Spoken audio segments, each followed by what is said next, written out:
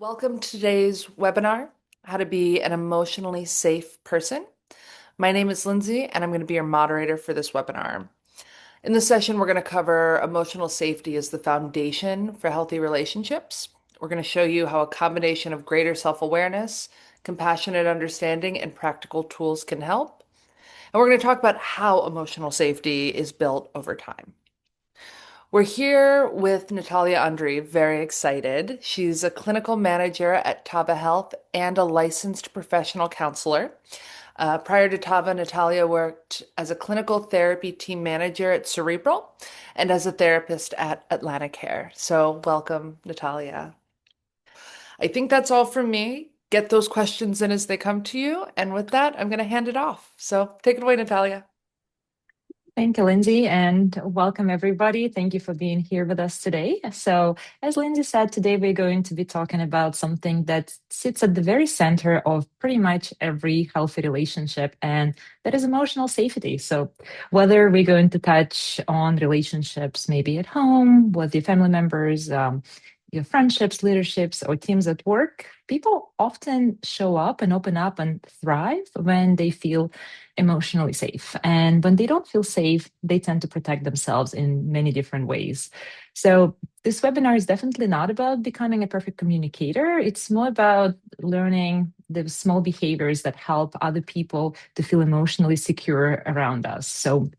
And I just wanted to start off by saying that one of the things that I see personally over and over again, and it happens both in therapy room and in my everyday life, is that most of us, right, most people do want healthy relationship, but genuinely strive to have healthy relationship with other people, but maybe they were never properly taught how to create that emotional safety within those relationships, which is pretty foundational skill. So today we're going to talk about how that might actually work. And this is our path that we're going to follow today. So we're going to define what emotional safety means, what it is and what it is not. Then we'll talk about how it shapes relationships and why it matters more than, again, a lot of people may be realizing. And then we will take a look at some of the behaviors that might undermine safety. And oftentimes that also happens unintentionally. And once we do that, we're going to move into the practical skills section that you can then apply in real conversations. And we're definitely going to talk about something important as well, and that's the role of repair, because none of us gets it right all of the time. So, and finally, we are going to discuss emotional safety within ourselves, which is actually where most of it begins. So we are going to take a few polls throughout the presentation to make this webinar as interactive as possible. And these are the instructions on how to join the poll. So the easiest way would be to join by texting my name. And here's my name. You text this to the number 22333. You will receive a confirmation text, and you're just going to use that thread for all of the poll questions. Or if you do have, a computer and you want to go in a browser, type in pollev.com. Again, enter my name, and you can respond to all of the activities in your browser as well. So I'm going to keep this slide up for just another few seconds. And then, Lindsay, maybe we can drop the instructions in the chat for those who might need a little bit more time. And right, well, hopefully we've been able to figure this out. So we're going to take it for a spin. So let's give it a try.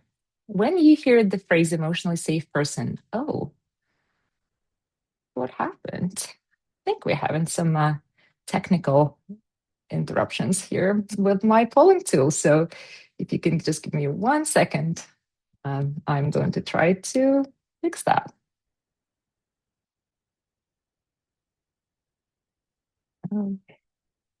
Sorry, technical difficulties. Yeah, it's not, the website is not cooperating with me, unfortunately. Okay. Yeah. That's okay. I wish it was, but it is not. All right, so. All right, well, I'm so sorry that you are staring at a blank screen. We're going to fast forward to the next slide. But the question was, when you hear the phrase emotionally safe person, what comes to mind?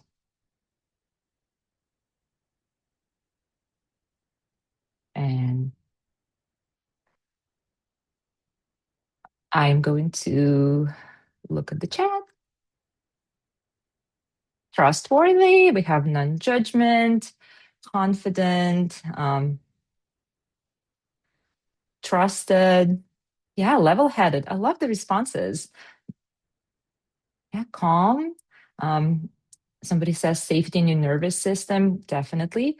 So emotional safety can mean a lot of different things to different people. And I think I said the responses are still rolling in. So it says listening and understanding. And I think if we combine all of those responses into one, we pretty much kind of maybe encompass what emotional safety is, and we're going to define it in the next slide. But before I even dive into the definition, I just wanted to talk about why emotional safety matters more than ever, maybe these days.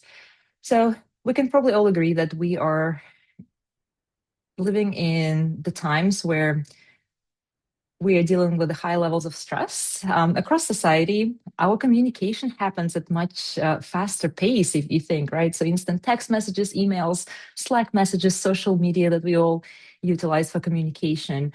We're also living in times of some turmoil and increased polarization where disagreements can escalate pretty quickly and happen often. So but coincidentally, the same time, there's way more awareness around mental health, and that awareness has been growing over the past couple of decades. People are more aware of their emotional well-being. People are more aware about the holistic view of health, where we not only focus on our physical health, but our mental health is equally important. So therefore, these days, people don't just want to be heard; they want to be able to be safe when they're being honest in their communication. And so all of this together means that how we communicate, how safe people feel around us, has become a really critical relational skill. So emotional safety as a foundation, right? So emotional safety, in my view, lies underneath several core human experiences. So first and foremost, it's definitely the foundation of trust, any kind of trust, because without safety, without feeling safe, we cannot develop trust, or other people cannot develop trust towards us. So also, it is pretty foundational when we think about any kind of teamwork, whether you're thinking about your place of work, maybe school, any time there is a team, it does enable the teamwork. And we're going to talk about some studies that have been done where they did find that teams that perform better tend to be the teams who are feeling psychologically safe within the team. That's where they feel safe to ask questions, share new ideas, maybe admit to mistakes if they make the mistake. So when it comes to close relationship, any type of close relationship, you have emotional safety, it can promote deeper intimacy within that relationship. And overall, it just supports our mental well-being, because when we feel emotionally safe with other people, I think I saw somebody said nervous system regulation. Yes, when we do feel emotionally safe with another person, our nervous system tends to relax, and instead of staying in that defensive fight or flight mode. So and the idea of emotional safety shows up again so strongly in the research. Maybe some of you are already familiar with the name Amy Edmondson. She's a Harvard professor, and she had studied what she calls the psychological safety in teams in the workplaces. And what she has found was that teams that perform significantly better is where people are feeling psychologically safe to speak up. Teams that do not have the fear as an element, people feel safe and trusting, admitting mistakes or errors that they've made. And that's where the innovation thrives. If you have not read the book by Amy Edmondson, it's called Fearless Organizations. I highly recommend, a really great book. And another study that I wanted to mention was done by Google. You can actually Google it. So they analyzed hundreds of teams that would try, and they were trying to figure out what made some teams really high performing and others maybe not. And some of the working hypotheses were they were expecting to find things like maybe intelligence made the difference, or maybe experience of the people that comprised that team made the difference, or maybe different personality styles. But instead, what they did find was the number one factor that predicted high performance across teams was psychological safety. That means the degree to which people felt safe. taking those interpersonal risks with each other. So again, I love reading studies on emotional safety, on psychological safety. So I highly recommend this book. I read it maybe in a day. Emotional safety as a skill. So, one important idea today that I wanted to convey was that it is not a personality trait. It is not something that some people simply have and other people don't have. It's not something that some people are born with and other people are not. It is a skill set. And it can show up in the way we listen, the way we respond when someone shares something difficult, or when someone is trying to be vulnerable with us, the way we handle disagreements, and also the way we repair the relationship or rupture after we've made a mistake. And that also means that that is quite learnable. For example, let's use an example from a pretty common everyday life situation. Imagine that you are coming home from maybe a very stressful, emotional day at work, and you're saying somebody to somebody, maybe your spouse or another family member, today was so overwhelming. So one possible response from that person could be, well, I'm sorry, everybody has hard days, maybe try not to overthink it. Another response from that person could be something like, that sounds exhausting, would you like to tell me what happened? Again, same situation, two different emotional outcomes.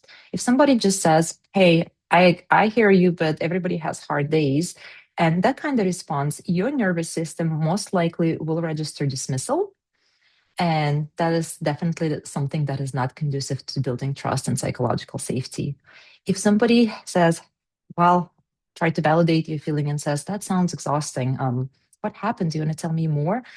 I think in a second, and in this particular example, it would probably register safety and create that room and that space for you to open up. So again, emotional safety is not built through big moments or grand gestures. Emotional safety is like trust. It's built through tiny little moments in everyday life and how we respond to somebody when someone opens up to us. Oh, going too fast. Another important point that I wanted to emphasize is, and this is here pretty intentionally, because when we talk about emotional safety and the more we think about it, it can probably create some pressure for people. Like, how do I get to that place? I want to feel emotionally safe. I want to be that person for other people around me. So just to alleviate that pressure a little bit. None of us, even those people who are very self-aware, who know the skills and the tips and tricks, we still don't get it perfectly every time, if ever. So we all can interrupt sometimes, even we might be the greatest listener, but things happen. We can all get defensive sometimes too. And sometimes we definitely say things that we wished we could take back. But being aware of all of those behaviors also tells you that growth doesn't require shame, right? It requires awareness. It requires the skills to repair a relationship, and the willingness to do things maybe differently the next time if they come up. So one of the reasons, again, I think that emotional safety can feel difficult for some of us, and maybe many of us, is because of the environments that we grew up. Maybe in the environment that you were brought up, the mistakes were not handled very safely. Maybe they were. Maybe the mistakes will, led to you being criticized, and maybe you feeling embarrassed, and maybe even just plainly shutting down. And when that happens, our brain definitely learns that vulnerability equals risk, and we don't want to venture into that territory anymore. But today we're going to be talking about how to unlearn some of those patterns if you know that is you. So now we've set the stage about the emotional safety, psychological safety. We're going to take a closer look, kind of zoom in as to what emotional safety actually means. All of you have shared your associations with the word emotionally safe person. And again, if I say we put it all together, this is what it's going to come down to. Emotional safety means that someone feels heard, someone feels respected and genuinely taken seriously, not just in a way what they say, but also and I think more importantly, in the way they feel. And it means that the experience or experiences of that person is acknowledged and valid, even if it's different from your own experience. It also means, when we talk about psychological safety, it means that you feel or you make the other person feel emotionally protected.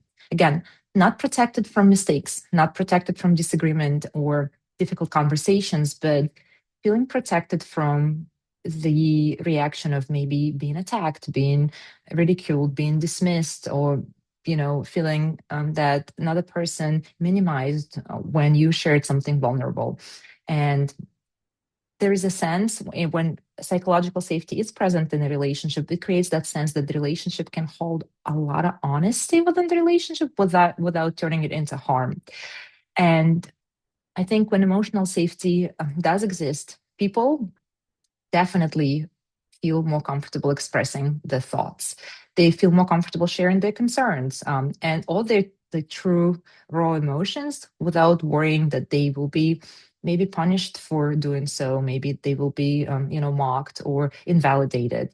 So in those safe relationship, people don't filter themselves or they don't anticipate negative reactions. Where again, that creates a barrier and a filter.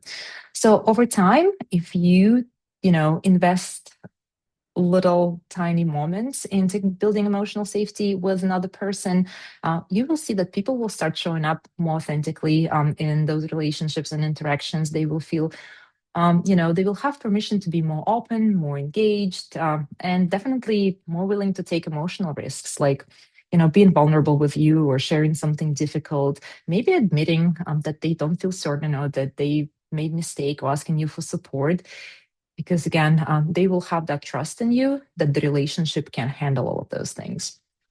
So the next slide was going to be another poll, and the question is, what most often gets in the way of emotional safety in conversations? Oh, well, it showed up for a second and then it didn't. So for you, what gets in the way, whether it's you being feeling emotionally safe with another person, or perhaps maybe you have some ideas as to what others might say gets in the way for them to be emotionally safe around you.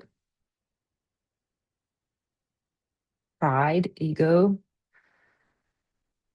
the threat of judgment or distraction, inconsistent reactions and ego, someone getting defensive, yelling or escalation. I can do it on my own. I just not trusting. Mental health issues like depression, absolutely. Jealousy, opinions of other people. Yeah, so I think all of the above can definitely be a barrier or get in the way. Um, yeah, I love that. It's saying being a tourist to my identity. I would love to unpack that. Deborah, if you want to share a little bit more, it's a very interesting response. Yes, some concern around confidentiality. Will my trust be betrayed? And I confide in somebody and share something vulnerable. Will this come back to me somehow? So, okay. Well, thank you again. Great responses. And this slide shows what emotional safety is not. Again, emotional safety does not mean people pleasing. It doesn't mean an agreement with everything just to keep the peace. It also doesn't mean avoiding difficult conversations or not sharing an idea that is different from everybody else. In fact, I think emotionally safe relationships are often the ones that are open to harder conversations because, again, people within those safe relationships trust that disagreement will not destroy that relationship.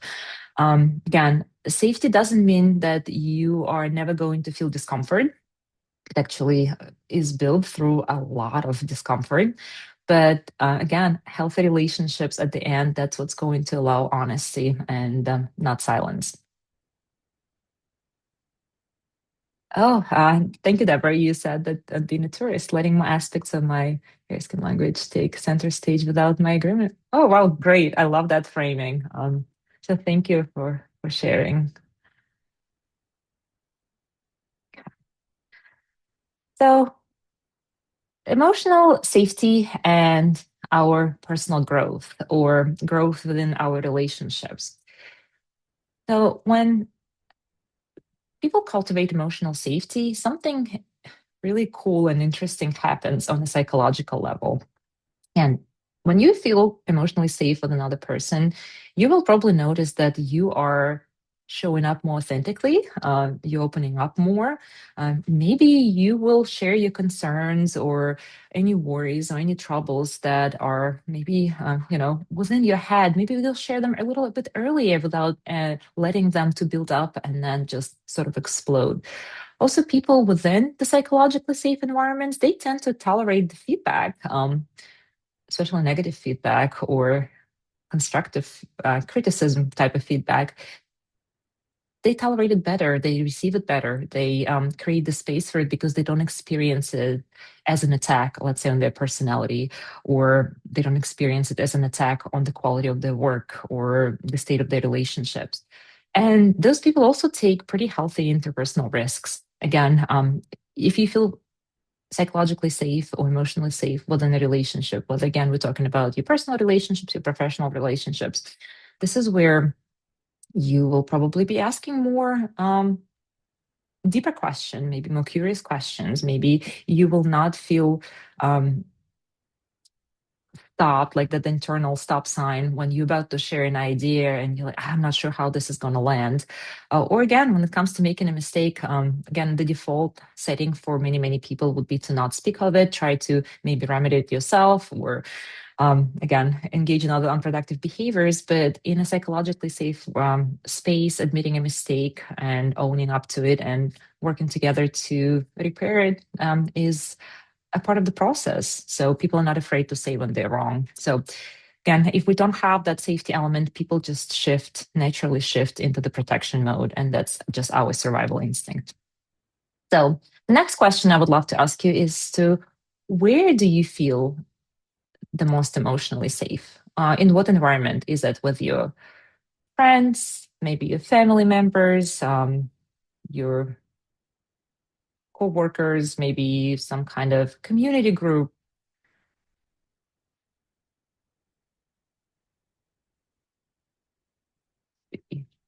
Home with the spouse, family, home within my chosen family, certain friends, friends and coworkers at home with my family. Yeah, so depending on the situation, yes, definitely can be that too. But the therapist, but the best friend, yeah. So we all have our safe space or spaces. So now I invite you've identified where you feel, more safe. I'd like you to think for a moment about a relationship, that particular relationship that you've just identified. So what behaviors are present within that relationship? Like what makes you feel psychologically safe there? Maybe it could be that this person or people, they're great listeners. They listen to you without interrupting you. Maybe they don't rush you when you try to share something. Maybe they don't judge. Maybe, um, you can also think about the behaviors that are not present, right? The behaviors that are absent, because sometimes maybe they don't stay on their phone all the time. They don't get distracted when they talk to you. Maybe they don't just jump to problem solving automatically. And because sometimes I think emotional safety is created as much by what somebody doesn't do, as much as by something that they do. Just a personal reflection for you. Yeah. Communication and listening, no judgment, calm tones. Yeah. Conversations that are not driven by somebody's ego. Yeah, absolutely. All of that. So now let's talk about how emotional safety shapes our relationships over time. And that is really safety and trust are very deeply interconnected. And similar to psychological or emotional safety, trust is also not built through big speeches or big gestures or any dramatic behaviors. It's built through those small, incremental, repetitive moments, and then you string them together, and people arrive at that beautiful, emotionally safe place. And again, you can think of like that thread with the beads. Maybe um, it's a person who responds in a certain way when you are stressed, right? So that's one small moment. You put a little bit on a thread. Maybe another moment could be how they handle the conflict or disagreement between two of you. Um, how they made you feel after you opened up to that person. Maybe you shared something very deeply personal or vulnerable. So you can put another bit there. So and then gradually you will learn whether it's safe to be vulnerable and authentic with another person, or maybe it is not. And once that pattern starts forming, then you will notice, or you notice another person is, again, they're more presents, with all of the authenticity, with openness, with curiosity, with I don't know, a lot of other positive emotions instead of simply shutting down. We also know there is a lot of research on emotional safety, psychological safety, and overall well-being and mental health well-being as well. Because when emotional safety exists for a person, they actually were able to measure some significant psychological effects, right? So less anxiety, less of that hypervigilance, fight or flight responses of your nervous system. People feel less defensive. And overall, psychological safety is serving as that protective layer for your mental health. It increases your nervous system regulation, your ability to really be within yourself and be comfortable and regulate your emotions, to create more space and more openness for relationships, and definitely for authenticity as well. One of the biggest places, I think, where emotional safety shows up and becomes really prominent and noticeable is how we handle feedback, disagreement, and conflict. As we know, disagreement is a pretty normal part of any relationships, and definitely a pretty normal part of a healthy relationships, whether it's, again, a relationship at home, at work, or in your friendships or in a community. So, and the difference isn't whether the conflict happens, but it's how people feel during the conflict or after the conflict. So when emotional safety does exist, people perceive conflict more as more productive, I guess, rather than destructive. People are willing to share their perspectives more. They're willing to work maybe towards the understanding rather than just simply trying to either win an argument or default to the people pleasing behavior. Also, I think within the conflict, if it is driven by maybe some feedback that you're receiving, or somebody is disagreeing with your opinion and doing so pretty strongly, and but psychological safety exists, it could actually feel like you are both parties are developing within that conflict and learning something instead of just creating that sense of threat. And maybe instead of just hearing pure criticism, if the relationship was not safe, or maybe if you could hear it as an attack on your character, people can be probably more able to hear it as an information that helps the growth or helps the growth of their relationships. And I also think that when people disagree without assuming that the relationship itself will experience some sort of rupture or to be put in danger, then I think they do have that base level of trust that the connection will hold any kind of tension that is created because of the difference of opinions. And when you do have that emotional safety, that creates that sense of stability that allows your relationship to be honest, invites curiosity. Maybe, people are more likely to engage in problem solving in ways that just simply isn't possible when we don't have a psychologically safe environment within the relationship. Now, I wanted to also pretty briefly look at the behaviors that tend to undermine emotional safety. And but before we go there, another question for you in the chat: when a conversation with another person starts to get tense, right? So, what do you tend to do first? Do you explain yourself, defend your point? Do you shut down? Do you try to find a solution? What's your default? Freeze,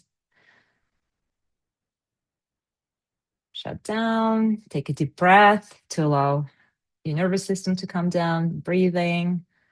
acknowledge the change, try to figure out where the tension is coming from. Yeah, taking a deep breath, taking a reflective step back. Yeah, and that could look different for different people. It could be an actual step back, so create a little bit more space. Could be a mental step back, but just taking a moment, understanding another person's perspective. Yeah, it could be very challenging sometimes, but being aware that there is a different perspective and actually staying curious, absolutely.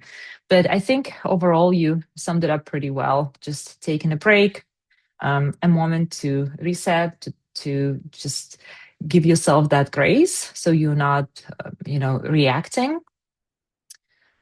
Yeah, pausing and reevaluating how you're behaving. And maybe that's what's causing tension. Yeah, that again, that I think is self awareness. I think most moments that damage psychological or emotional safety do not actually come from bad intentions. Very rarely do people, wake up in the morning thinking, you know what? Today, my goal is to make somebody feel really dismissed, or today, my sole purpose would be to make somebody feel unsafe. I don't think anybody wakes up thinking like this, right?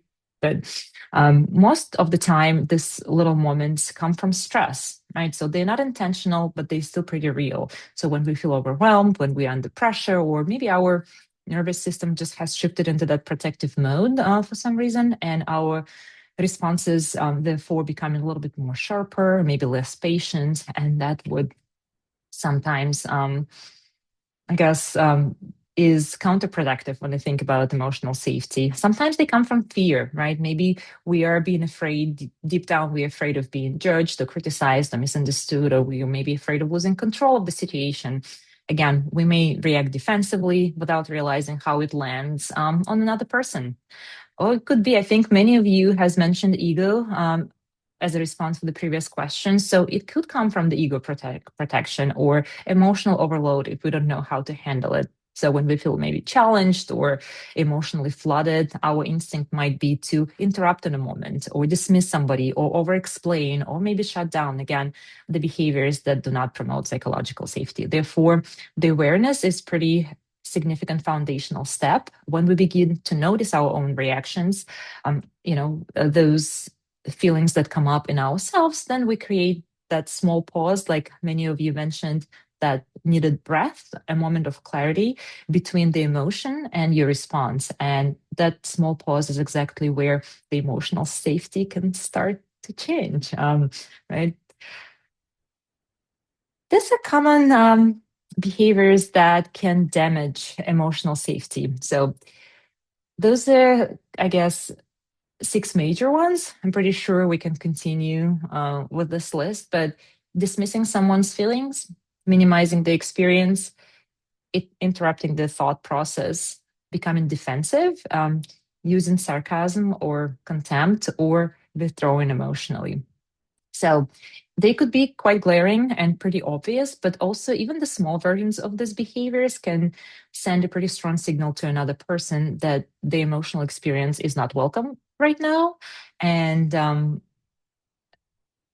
again, if you read some research on relationships, that research has identified that some of these exact behaviors as the very strong predictors of the relational breakdown down the road. So John Gottman is a psychologist who is pretty well known in the field in couples work and couples therapy. So he studied thousands of couples and found that poor behaviors, or he calls them communication patterns, and they're when somebody's criticizing, defensiveness, contempt, and stonewalling. Those four are the strongest predictors where that relationship will thrive or deteriorate. And again, can these behaviors in a moment hurt feelings? Absolutely, most of the time, but actually they also erode emotional safety if you have worked really fast on building the emotional safety and then this behavior starts showing up, it can deteriorate pretty quickly. So one of the most common mistakes people make when trying to fix them is when we're trying to get into our fixer-upper mode and fix emotions too quickly. So when somebody shares something painful or deep or vulnerable, many of us tend to jump to the problem solving step. But for many, many people, and I observed this in therapy room in my personal life, being heard is often more important than being fixed. So oftentimes, I think people do need understanding before they will ask or request solutions. And just maybe think for a second or recall the moment when you have experienced something like this, right? So maybe you told somebody, "I am feeling so overwhelmed," and that person, again, out of good intentions, starts firing out the solutions. Well, maybe you should try this, but why don't you do this? You remember how we talked about it and I told you maybe you should try that. Well, maybe it's not that bad, even though you know that the intention is helpful, but it can make you, in a moment, it can make you feel unseen and misunderstood. And it's not because, again, that person meant anything bad, but they just jumped to solutions too quickly. I think when we're perceiving that we're being heard and understood, that can feel really regulating to us. And there is nothing wrong with offering solutions after you've established that emotional safety, but being fixed too quickly can definitely feel dismissive.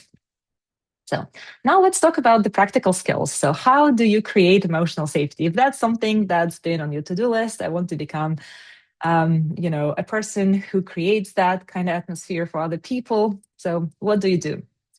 The first skill is active listening and staying curious. So, very often when somebody is talking to us, especially if the conversation becomes really heated and emotional, our mind immediately starts preparing a response. I've done that many, many times, and I sometimes still do that. But we're going to start thinking about what are we going to say, how are we going to explain our point of view, or what advice we might want to give that to that person. I used to do that as a young therapist when I was still in training, because it was intimidating to be in a therapy room with a client and not having a response ready after they have shared something. But active listening is a skill, and it asks us to actually do something different. It asks us to slow down and invites us to focus on understanding first, right? Instead of jumping in with the answer or feeling that pressure to be ready with an answer when somebody is talking, active listening invites us to become more curious about the other person's experience. And you might ask, well, what does it look like? It could be pretty simple. Can you tell me more about what happened? Well, if a person shared something emotional, what part of that felt the most difficult to you? Or what were you hoping would happen instead? And when people think or feel that you are genuinely trying to understand them, their defensiveness often decreases because they no longer feel like they have to fight to be heard by you. So the second skill is naming emotions. And again, sometimes it could be one of the most regulating things that we can do in a conversation is just to simply acknowledge the emotional experience that somebody is having. So it would be you saying something like, "Oh, that sounds really frustrating," or validating somebody's emotion. "I can see why that would feel really overwhelming," or um, maybe it sounds like the situation hurt you more than you were expecting. So when we name emotions in the calm and respectful way, and sometimes we'll get it wrong and the person will correct us, it communicates to that person that the experience is valid, that they've been seen and they've been taken seriously.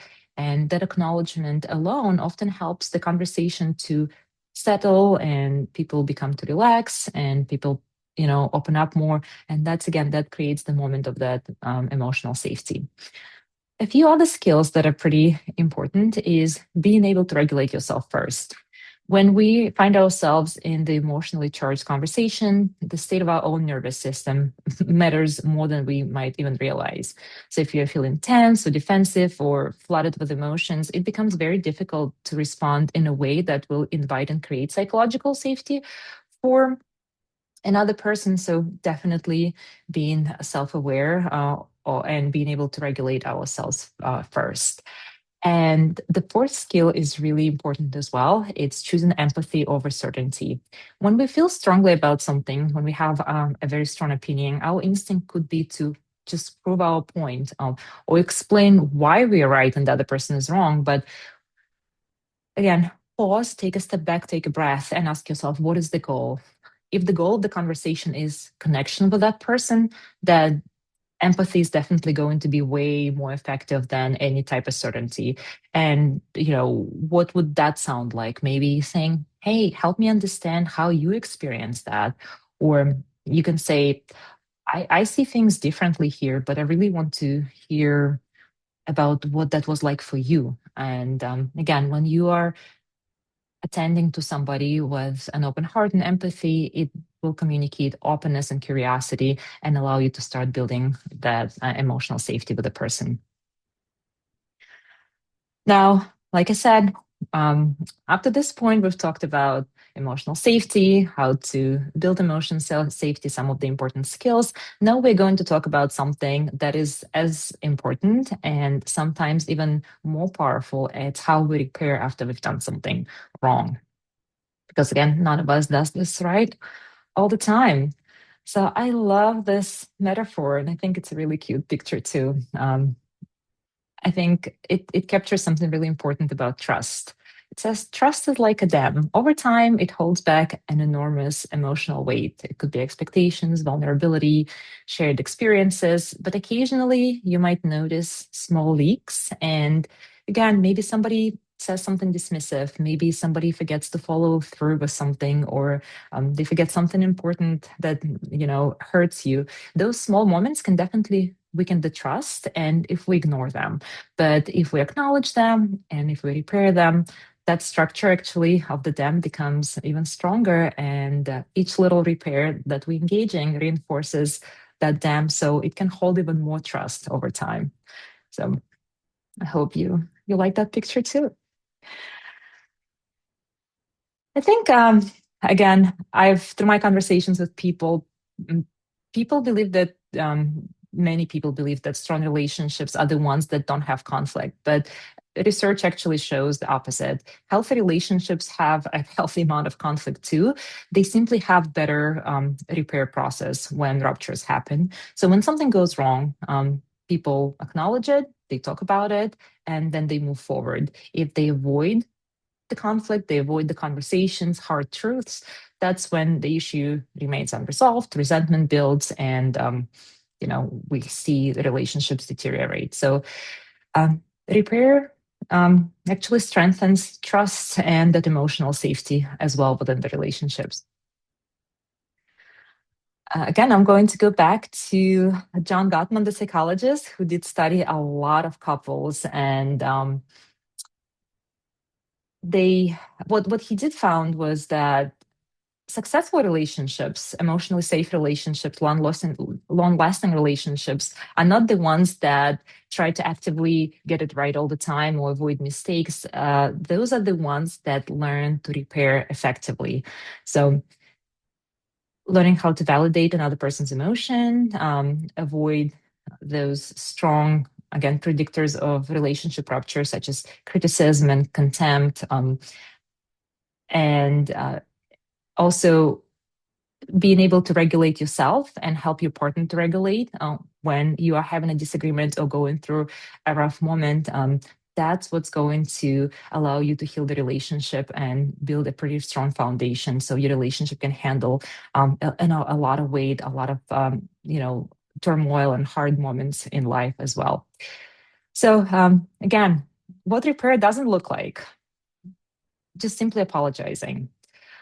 Apology is something really powerful, but not every apology actually repairs trust. Sometimes we say things that may sound like apologies, but they truly do not acknowledge the impact. For example, if it's a very common phrase that you can hear maybe, I'm sorry you feel that way. It actually shifts the responsibility away from the speaker. When somebody starts in the attempt to repair a rupture, they start to over explaining, maybe they start deflecting or blaming stress, or making the moment about their own guilt. That also prevents the repair. Repair happens only if it's intentional, if it's authentic, if it's a person takes accountability, if it's grounded, and it definitely needs to be focused on the other person's experience. I'm going to share a brief framework when it comes to a helpful way of thinking about repair. So, 4 steps: acknowledgement of what happened, that will show awareness, validating the other person's experience. Again, even if you didn't intend harm, the impact still matters. So, a quote was shared with me recently. It said, "You live inside your intentions, other people live inside your impact." So, really, meaningful quote, kind of stuck with me. So, I thought it was fitting. The fourth step is taking responsibility, avoid minimizing or again deflecting. And the fourth step is asking what would help that person to move forward. Again, don't make assumptions that you know what the other person needs to repair the relationship. Ask a question. So this step I think is really important because repair is not just about apologizing, which again, apology has its place if it's authentic, but it's about rebuilding that psychological safety, that emotional safety. So if we were to use that framework that I've just showed, this is what it's going to sound like. Um, I interrupted you earlier, and that probably felt dismissive to you. And that's on me. This is where you take an accountability. What would feel helpful for you to move forward? That type of repair communicates, again, awareness, accountability, and the care for the relationship. And oftentimes, those few thoughtful sentences can change the emotional tone of the entire interaction. Okay. This just reinforces the idea that emotional safety is built through small moments and through consistency, through repetition, through repeated exposures, repeated attempts, on daily basis. You don't have to wait for, for something profound to happen to practice this. So again, if you set your mind to practicing inviting emotional safety in your relationships, on a daily basis, maybe you work on your listening skills, maybe you work on acknowledging your mistakes in a better way, maybe you make those tiny adjustments, and then perhaps you will start noticing that people gradually feel safer around you. Maybe they don't express it just yet verbally, but you can observe some body language or some of the behavior shifts. So again, don't wait for anything big to happen to practice this. Practice it every day. And definitely, the last point I wanted to emphasize is to always go back to yourself and look inward for the moment. Because emotional safety isn't only something that we create for other people, it's something that we need to work on and develop internally. So the way we talk to ourselves, especially after we've made mistake or messed up, it shapes how safe we feel being imperfect and how safe we feel with ourselves. So again, just think about your internal voice, and what do you tend to tell yourself after you've made a mistake?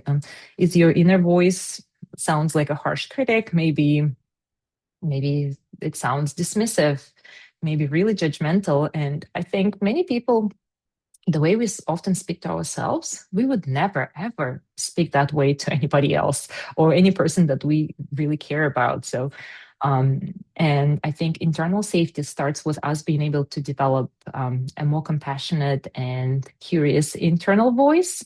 So, if you've made a mistake, for example, at work or in the relationships, um, maybe you said something harsh to a partner, and instead of saying, "Oh, I can't believe I just messed up like that," maybe you catch that, take a breath, take that mental step back, and maybe teach your internal voice to say something like, well, that didn't go the way I hoped. What can I learn from it, and how can I do what can I do differently next time? So, self compassion, again, there is a lot of research on self compassion and the benefits for your physical health, your emotional health. Again, just wanted to point out a few interesting things that people who are kind to themselves, they just genuinely tend to be people who are more accountable, and they're more open minded, and they're more open to growth. Also, people who practice self compassion um, tend to feel less shame and less defensiveness when hard conversations come up. And that allows them, again, to welcome the feedback, to welcome constructive criticism, and actually learn from it so they can grow. And if you are an emotionally safe person within yourself, that internal safety makes it easier for you to regulate your own emotions, to stay calm under stress, to repair relationships more quickly and more effectively if something happens. And again, maybe just even remain more emotionally flexible. So we are going to be wrapping up soon. So I wanted to invite you to maybe um, think of one small practice that you're going to start using, more intentionally starting today, right after this webinar. Maybe you want to learn how to slow down and ask one more question before you respond. If you're somebody who's full of ideas and who always wants to share and maybe tend to interrupt other people, maybe this is your invitation to say, I'm going to take a breath, maybe two. I'm going to ask that person at least one question before I formulate my response. Maybe you are going to try and notice what situations prompt defensiveness, right? So, why are you feeling triggered or defensive? So again, you can take a pause, take a breath, and maybe engage in some self-reflection. Or maybe you are going to try and learn how to repair a small rupture more quickly. If you just realize that you just said something or you did something and it did not land well and potentially hurt the relationships, what can you do differently from what you normally do to repair that trust, that safety? Again, even those small adjustments in behavior can, have a surprisingly large impact on people. I know we are almost at time, so that's another prompt, but we are going to skip ahead. I wanted to see, Lindsay, if we have any questions, because we do have a few moments before we can close out this webinar. Yeah, no, this has been fantastic. We actually haven't gotten questions in. Really a lot of feedback though. The one question we got is, do we have any resource materials around building emotional safety with a spouse suffering from depression? So, do you have any advice there?